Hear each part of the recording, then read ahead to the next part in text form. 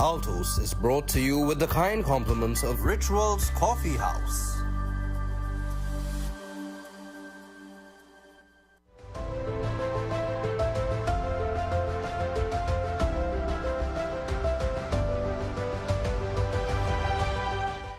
Good evening and welcome to Altos, a weekly news and current affairs show produced by the Catholic News and broadcast on Trinity TV and TTT.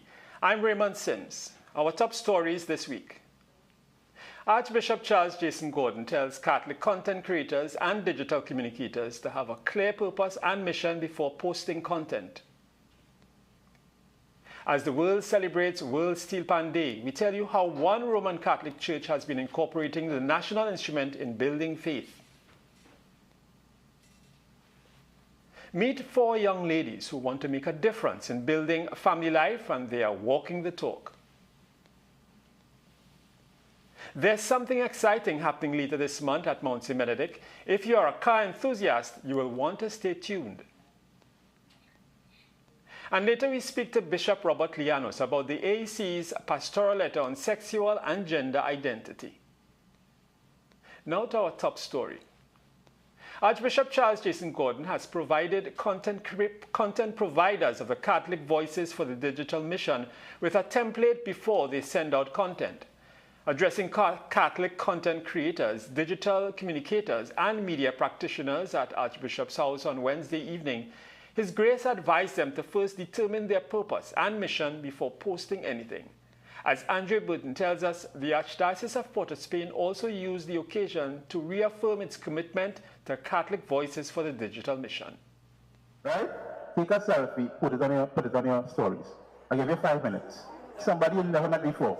The Archdiocese continues to invest in Catholic Voices for the Digital Mission. Through CAMCEL and the Office of Youth Ministry, the gathering recognized the Catholic digital creators as part of the Church's mission. You are seen, you are valuable, you are wanted. We are investing in you because you're not on the fringe, you're not on the peripheral, you are the epicenter of mission. Participants are being encouraged to see their online presence as part of the Church's digital mission. You have to ask yourself before you post, what's my purpose? And even before you decide that you want to post, what's my mission? What's my purpose? Because if you have a clear purpose, it drives the content that you actually will deliver. The conversations also presented participants with an opportunity to reflect on their digital witness. For Zachary Gonzalez, it reinforced the difference his online presence can make. So what stood out to me was the seriousness and the value that content creation has. Like, it could really impact somebody's life. You know, I think it's easy to just get caught up in, it's just a video on Instagram, but, you know, it could really spark something in somebody to draw them closer to Christ.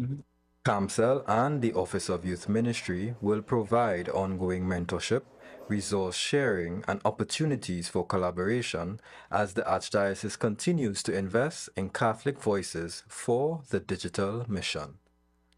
I am Andre Burton for Catholic News, Altos. There has been a good response to the public appeal for assistance to Archbishop Emeritus Robert Llanos as efforts continue to raise the required $400,000 plus for his medical care at the West Shore Private Hospital. The former Archbishop of Castries has been facing significant health challenges, resulting in a prolonged stay at the medical institution. Lara Pickford-Gordon gives us this update. Archbishop Emeritus Robert Llanos has undergone tests and treatment while hospitalized at West Shore Private Hospital. And while initially his medical insurance covered 80% of cost, it has since dropped to 40%. His medical bills are estimated at over $400,000 for 6 weeks at the private hospital. On July 28, the St. Finbar's Dominican community in Diego Martin launched an appeal for financial assistance. Parish priest at St. Finbar's, Father Urban Hudlin, told Altos he is pleased with the response thus far. The response has been better than we expected, so we are all very pleased. I suppose people are recognizing the valuable contribution that clergy, and particularly our senior clerics, have made. In addition to financial assistance, there has also been an appeal for blood for Archbishop Rivas. Father Hudlin explained that the appeal for blood donations is because his white blood cells were not within normal range as his body was fighting infection. His condition has since improved. He's doing very well, and we are really appreciative of all those who have reached out and really supported the cause by making their monetary contributions. Please continue to do that. He will be in the hospital for another 2 weeks. Father Hudlin said when Archbishop Rivas is discharged from hospital, he will need specialized care because he cannot walk on his own. He will go to Promise House for further care and physiotherapy. You can continue making your financial contributions for his medical care using the name Robert Rivas. I am Lara Pickford Gordon reporting for Catholic News Altos. On Tuesday, August 11th, the national instrument was celebrated locally and internationally on World Steelpan Day. One parish has long recognized the unifying power of the steelpan and how it can be used to represent faith. The St. Dominic's RC Church in Morva has the distinction in the Archdiocese of having the steelpan incorporated into its design. Lara Pickford Gordon tells us how this came about. Steelpans hold pride of place at St. Dominic's RC. Thora Best, a parishioner at St. Dominic's, recalled that a copper mural created by Ken Morris came about after Fathers Christian Pereira and Clyde Harvey created the Laventil Morva pastoral area, bringing together 4 Morva and Laventil communities. The Catholic News reported that this happened in 1981. They had Ken Morris designed a chalice in copper, because remember the theme of the Laventil Morva pastoral area was many communities coming together as one and a Catholic community. Best said parishioners were very enthusiastic about the design and it is now part of the people. She said when Father Dwight Merrick came to the church, renovations were done and other pan images were introduced. He used the pan as the ambo, and the altar is really 2 shallow pans that support the altar. Monsignor Christian Pereira told Altos Ken Morris was commissioned to do a mural for the church. He and Father Harvey discussed the idea with him, and a steelpan symbol was chosen, with a chalice at the center. They relate with each other because the music of a people and the pouring out of Jesus' life or blood for us harmonize in a very important way. Incidentally, Ken Morris considers that work in Morva Church to be one of his best. Monsignor Pereira explained the symbolism of the rays radiating around the steelpan. The harmony between the steelpan and the heart of the church, the Eucharist, brings life and blessings to the wider society. Monsignor Pereira was presented with a miniature version of the mural when he was leaving the parish. He said he still cherishes it to this day. This is Lara Pickford Gordon for the Catholic News, Altos. And Pantrinbago's ancestral walk for World Steelpan Day on Tuesday, August 11th, honored the legacy of the past while showcasing the future of steelpan with youth steel orchestras. The Steelpan organization collaborated with the Ministry of Culture and Community Development for World Pan Day celebrations under the theme Rhythm and Rise, Youth, Discipline, Culture, Community. Lara Pickford Gordon shares some highlights from the event. The program for the ancestral walk began at the Duke Street Pan Yard of Master Trinidad All-Stars, where history was enacted with performances of African drumming and tambo bamboo, cultural expressions that were banned by colonial rulers, which paved the way for the creation of the steel pan.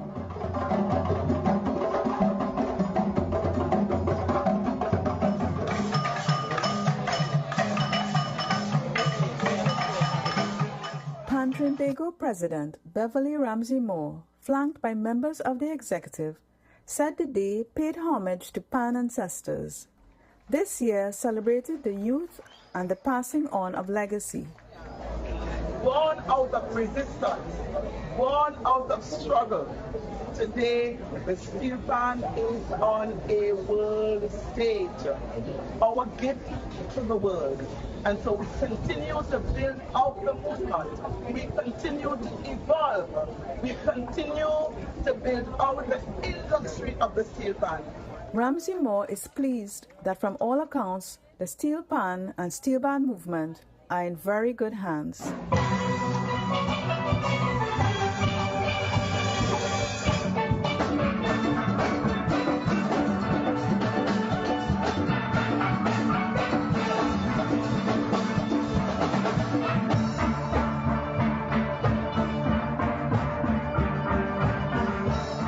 The ancestral walk left the Massey Panyard in procession to the Renegades Panyard on Charlotte Street, with pan lovers chipping to the songs of the Defense Force Steel Orchestra. More youth performances took place at Renegades.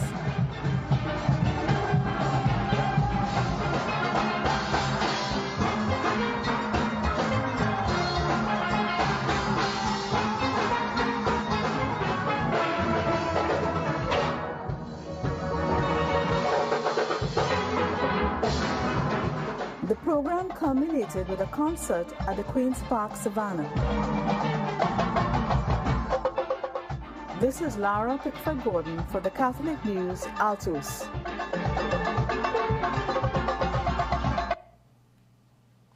Nice. 4 primary school students are showing that big ideas can come from young minds. The latest community project is aimed at bringing families together. Andre Burton reports. Yeah, and then race could finish there. And then people could... A school business project encouraged 4 young girls dubbed the Dynamic 4 to turn their ideas into community events. With support from their parents, they are now preparing for their 3rd event. We had a barbecue, and then we had an Easter egg hunt. Then we was thinking what to do next. We wanted to include adults and children, and that's exactly what we thought of. The reason behind this event was about more than organizing a tree. Because we see a lot of parents are not bonding with a lot of the children, and we wanted to make it outdoors so people could get away from their screens. The idea belonged to the girls, and their parents helped bring it to life. So both daddies and mummies, the 8 of us, we came together and we just, hey, they want to do this, let's help them. Sometimes we need to take the village and just make sure whatever their dream, their vision, their aspiration is, come to life. Months of planning have led to this moment. The biggest part of putting this all together, it all started with a big idea in our head, and making it into reality makes it feel incredible. Now the Dynamic 4 have a message for families across Trinidad and Tobago. We are inviting you and your family to come out and join us in our Tricky Run. It's happening Saturday, August 22nd at Jackson Square, Port of Spain. Come run or walk together, finish together, and stay for an afternoon filled with family fun. So bring the whole family, come out and have some fun. See you there! I'm Andre Burton for Catholic News, Altos. And if you don't go to that 3K, what happens when a car pulls into a monastery? That's the idea behind Cars and Christ Trinidad, an unusual gathering that will bring car enthusiasts and their vehicles to Mount St. Benedict with faith at the heart of the event. It takes place August 22nd as well. Altos reporter Kaylan Jordan has more. Where the car community and the Christian community combine. For Christian Mirage, the idea of Cars Meet Christ grew out of his years in Trinidad's car culture and a desire to bring a more positive influence to the community. What we tend to experience or see is a lot of negativity within the car community. I was just scrolling a day on social media and I saw this type of event happens in America. My religion is Christianity. So I thought that there would be a very positive impact on the car community. The result is Cars and Christ Trinidad, a faith-based automotive event attracting classic, custom, and performance vehicles. And for Mirage, Mount St. Benedict was the obvious place to start. People get their first car, they carry it to Mount St. Benedict and get it blessed. And I always found that very interesting. I had told myself, basically, if Mount St. Benedict had said no, I was not going to continue doing the event at all. But the idea is not simply to put cars on display. Abbot John Pereira said the event is intended to, quote, allow the car enthusiasts to broaden their vision of life in terms of referencing the spiritual, end quote. The monastic community agreed to host the event, provided it does not disrupt the prayerful and reflected atmosphere for which the mount is known. And while the cars may be the attraction, Mirage assures the event is not about making money. It's non-profit. If I were to get any money, it will be directly donated to the church. I am Kaylan Jordan reporting for Catholic News, Altos. That sounds like an interesting one to attend. We're going to a break now, and when we return, we interview Bishop Robert Llanos.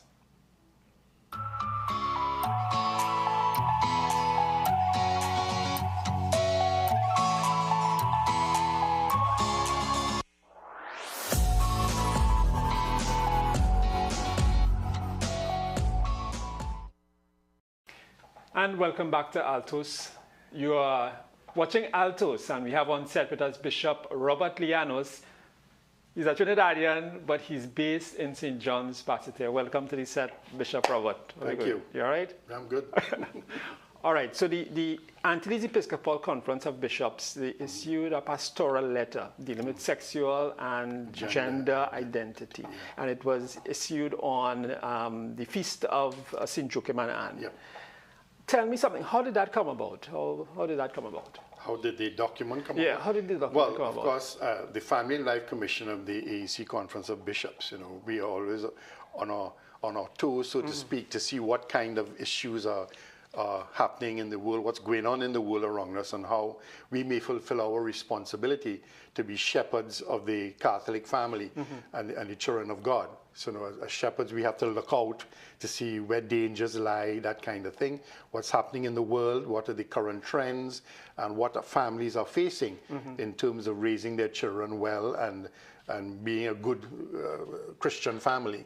So recognizing the problems that were arising all over the world regarding sexual identity and gender identity, we determined that we needed as the bishops of the AEC, to prepare a document and to put it out there for all families in the Caribbean to have some resource, some confident resource to draw on when dealing with these issues in their families and as they arise, also in our schools and in our various institutions, parishes, institutions that have to do with raising young children, youths, young adults. All the pastoral work that the church does as regards these particular areas of family life. But this is a first-time type of document dealing with this issue, correct? Yes, this is the first document dealing with sexual identity and gender identity because, well, as many people already know, it's a very prominent issue now. Yes, it is. And we see a threat to the dignity of the human person. All right. And we feel a responsibility to clarify the areas of confusion and misidentification and misunderstandings, which abound in a world of social media. They have thousands of sources of information, which in fact are erroneous information, incorrect, incomplete, deceiving people and so on. So we wanted to put something out there that the Catholic or Christian person can depend on for its content as being authentic and led, by good theological understanding, good scientific research, good Christian anthropology, and that sort of thing. Yeah. All right. So, what is the hope of this document? I know it's out there if anybody is interested in reading the entire document, they could get it on the AC Bishop's website. But what happens next? What after it's released, and how do we get it down into the parishes? Well, so we have obviously sent this document to all the bishops with the instructions or recommendations rather of how they may utilize it in their diocese, to let it filter down to the people who need it most. So we specify in the document, as a matter of fact, that this document is for teachers, parents, lawmakers, policymakers, people who deal with institutions where they have young people under their care, and who come face to face with these issues from time to time.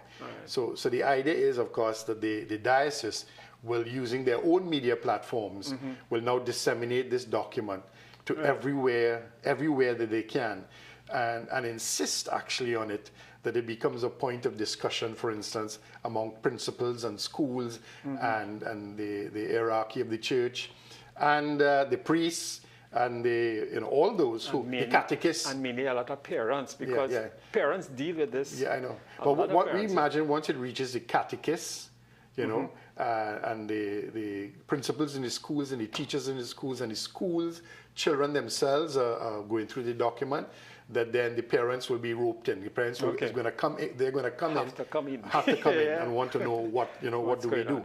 So the document itself, the chapter 4 in the document, the last part, and the appendix provides various pastoral guidelines and directives. In general directives of how people ought to respond, and how policymakers and leaders are supposed to utilize the document.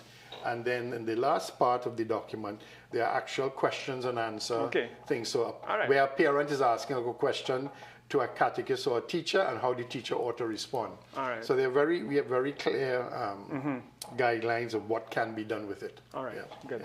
Bishop, thanks very much for coming in with us, coming to talk to us a little bit about the pastoral letter. And of course, whenever you come back to Trinidad again, we'll invite you on. Right? Praise God. Thanks, Bishop. Thank you. Blessings. So we've been chatting with Bishop Robert Llanos, Bishop of St. John's Bastille, and we'll be right back. In your Catholic News for August 16th, Vicar for Communications, Father Robert Christo, answers important questions on confession in the Center Spread. 3 recently held international observances are all connected, writes Father Stephen Alexander. Read what they are in the Catholic Commission for Social Justice column. And the Family Life Commission page reports on the Joyful Marriage Program, a 12-week program which prepares couples for marriage. Here are the clergy anniversaries for the coming week.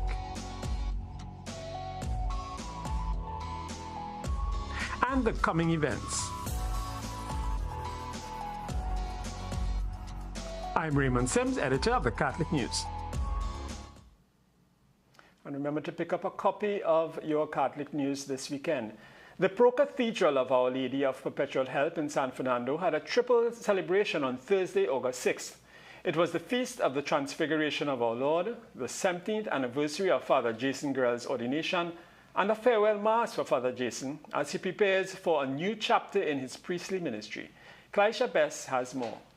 The Feast of the Transfiguration was the backdrop for a Mass of gratitude and farewell. Father David Kahn, who delivered the homily, urged Father Jason Grell, who will be furthering his academic studies, to embrace the journey ahead using the gospel tale of Peter, James, and John, who were given a glimpse into Jesus' divine glory on Mount Tabor. He said they may have wanted to stay where it was comfortable, but they had to come down the mountain for the mission to continue. Father Jason, you have to leave Mount Tabor. You have to leave the Southern Vicariate. You have to come down the mountain because God has greater plans for you. Vicar General Monsignor Martin Sergiu offered words of thanks on behalf of Archbishop Charles Jason Gordon. I thank you sincerely for that evangelization that you have performed, that you have given here, always with energy, always with praise and worship, converting minds and hearts. Vicar for the Southern Vicariate, Father Matthew Duroux, offered brotherly advice, encouraging Father Jason to embrace his upcoming studies in mediation as a time of purification and preparation. I believe there's a dimension to higher studies that purifies us as people if we allow so. And so may you go through a period of purification in your life. Father Jason thanked his brother priests, the deacons, the altar servers, and the young people of the parish. He noted that priestly ministry is not a transaction nor a career, but a living parable and a vocation where authentic relationships are nurtured. The priestly mission, therefore, is not ours, but God's. For me, 17 years of priestly ministry is a privilege. It's a special grace. It's an honor to share in the ministry of Jesus. And in some international news, Pope Leo has been praying for the victims of the deadly 7.4 earthquake which struck Colombia on August 10th, leaving more than 200 people dead. The Holy Father expressed solidarity with affected families and gratitude to rescue workers. We have more in this report. Following the 7.4 magnitude earthquake that struck parts of Colombia, rescue teams continue to look for survivors and assess the damage as the death toll rises. From the beginning, the Church has stood with those affected, with the Vatican also stepping in to help. Pope Leo XIV has offered his solidarity to the Colombian people following the earthquake. In a telegram sent to the President of the Colombian Bishops' Conference, the Pope thanked those involved in the rescue efforts. Pope Leo offers his prayers to the victims and for the recovery of the injured. He also extends his condolences to the families who have lost loved ones. He assures them of his spiritual closeness and expresses his gratitude to all those generously involved in the search, rescue and relief efforts to help those affected. The Pope also entrusts the Colombian people to the protection of the Virgin Mary, praying that everyone may receive the gifts of spiritual strength and Christian hope. The gesture is reminiscent of the one he made just weeks ago, following the earthquake in Venezuela, where Pope Leo XIV sent €100,000 in emergency aid. Now, in the wake of the tragedy in Colombia, the Pope once again highlights the Church's closeness to those who are suffering and its recognition of those working to save lives.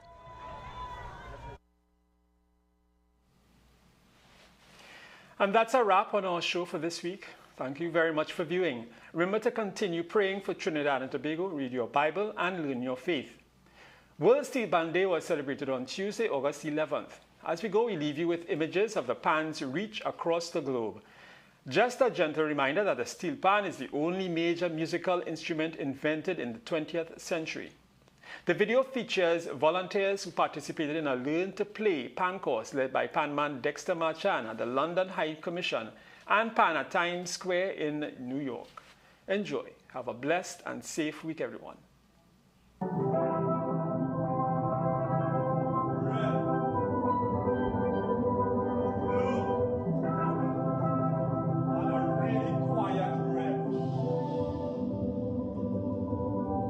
Heavenly.